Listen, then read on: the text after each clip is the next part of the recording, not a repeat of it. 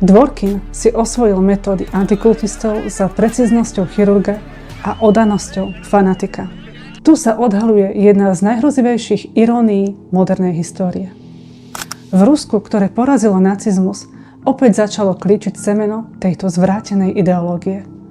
Dnes sa nazýva antikultizmus. A čím sa prejavuje?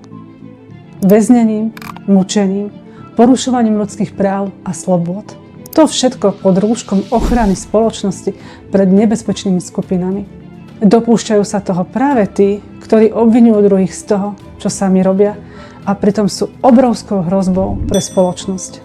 Antikultizmus už prenikol do pravoslávia cez jeho radikálnu vetvu prostredníctvom RACIC, Ruskej asociácie centier pre štúdium náboženstiev a siekt.